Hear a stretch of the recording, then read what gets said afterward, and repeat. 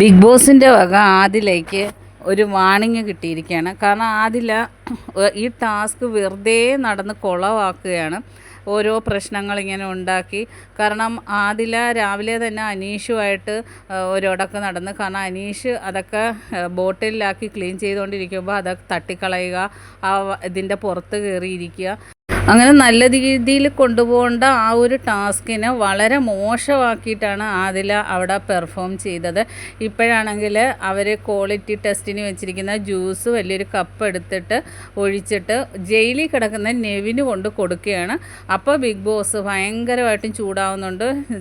Warning മാത്രമല്ല, ഭയങ്കരമായിട്ടും big boss ചൂടായിട്ട് തന്നെയാണ് ആദിലയോട് സംസാരിക്കുന്നത്. കാരണം ഇവർക്ക് അതിനുള്ള അധികാരം തന്നിട്ടില്ല ആ ജ്യൂസ് എടുത്തുകൊണ്ട് കൊടുക്കാനെന്ന് ബിഗ് ബോസ് പറയുന്നു. അങ്ങനെ ബിഗ് ബോസിൻ്റെ അടുത്തുനിന്ന് നല്ല രീതിയിൽ തന്നെയാണ് ആദിലാക്ക് വഴക്ക് കേട്ടോണ്ടിരിക്കുന്നത്. ബാക്കി അപ്ഡേറ്റുമായിട്ട് വീണ്ടും കാണാം.